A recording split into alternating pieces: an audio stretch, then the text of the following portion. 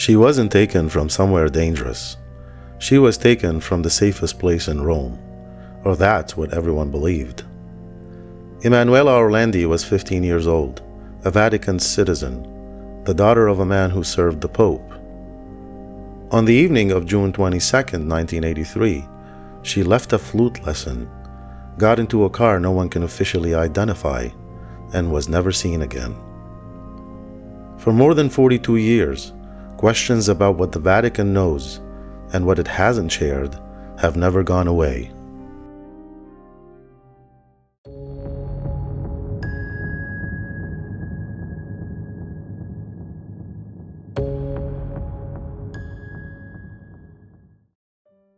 Here's something most people realize.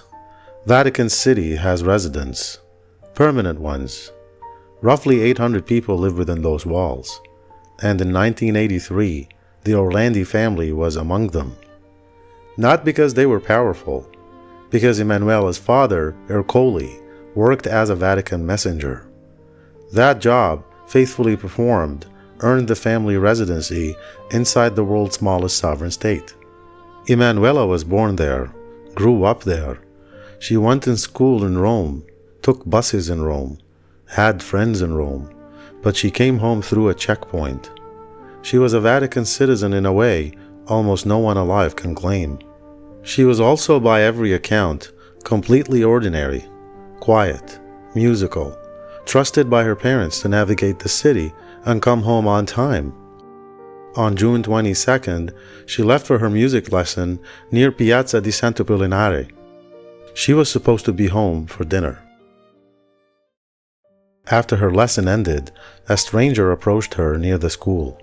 Well-dressed, unhurried. He offered her a job promoting cosmetics for an Avon campaign. Good pay, easy work. She could bring a friend, he said. Avon later confirmed they had no such campaign running in Rome that day. Emanuela called home, spoke to her sister, asked if she should take it. Her sister said no, come home. That was the last confirmed contact. Around 7 p.m., witnesses reported a dark BMW near the piazza. Whether Emanuela entered it willingly, was coerced, or the sighting was misidentified entirely, no one has ever formally established. The witnesses disagreed then. They still do. Her father filed a missing persons report that night. The city was searched. Nothing was found. And then the phone calls started. And this is where the case stops being a disappearance and becomes something stranger and harder to look at directly. Within days of the disappearance, anonymous callers contacted the Orlandi family and Italian police. One identified himself only as the American. His message was simple. Emanuela was alive. She would be returned if Italy arranged the release of Mehmet Ali Ağca. If that name means nothing to you, Ağca was the Turkish gunman who shot Pope John Paul II in St. Peter's Square in 1981. He'd been convicted. He was serving time in Italian prison, and someone, using a missing 15-year-old girl as currency, wanted him out. The demand made no clean geopolitical sense, which is part of what made it so difficult to dismiss. Later calls were worse. The Orlandi family reported hearing what they believed was a woman's voice in the background, crying, whispering.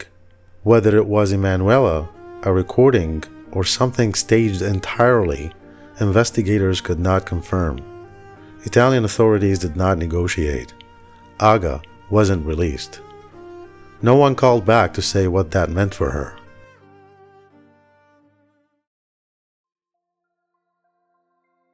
Three serious theories have circled this case for decades. None has been proven, none has been closed. The geopolitical angle. The Ağca demand was specific enough that Italian investigators spent years pursuing a link between the kidnapping and the broader conspiracy behind the papal assassination attempt, one that implicated Bulgarian intelligence, the Soviet KGB, and the Turkish Grey Wolves. Under this theory, Emanuela wasn't chosen randomly. She was chosen because she was accessible, because her father worked for the Vatican, and because leverage over the investigation required something the Italian state would notice. She was a message, sent by people who knew exactly how to send messages that way. And here's the part that doesn't get discussed enough. The investigation into who ordered the shooting of John Paul II was still actively running in 1983. Someone had every reason to want it disrupted. Emanuela's disappearance did exactly that.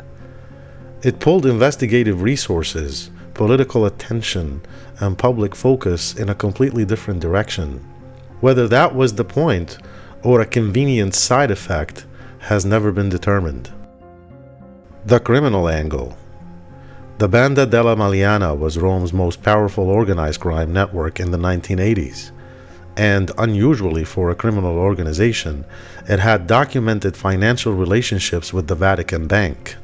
Testimony emerged years later suggesting Emanuela had been abducted at criminal request, and that her remains might be located on a Vatican-adjacent property.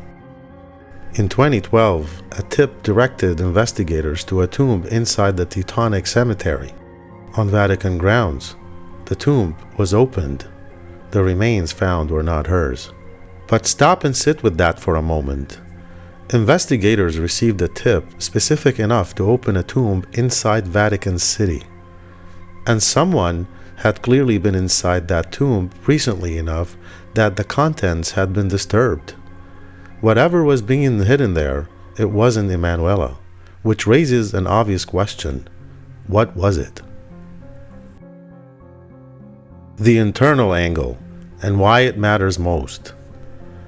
This is the one the Vatican has fought hardest. Multiple witnesses across multiple decades have alleged that Emanuela's disappearance was connected to sexual misconduct by a high-ranking Vatican official.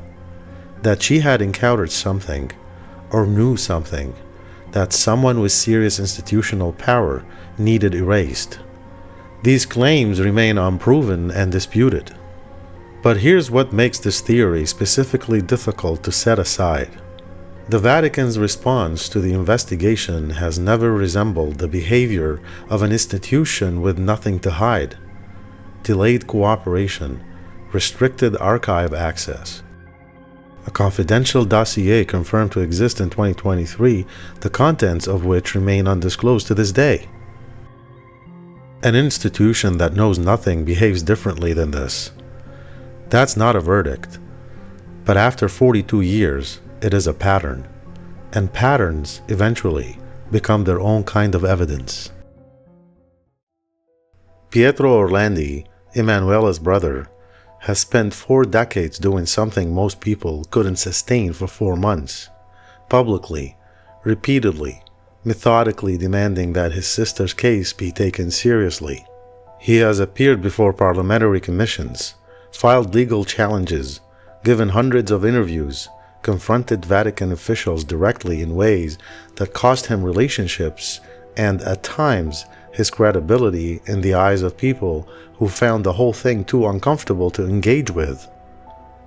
In 2023, a new Vatican investigation was formally reopened.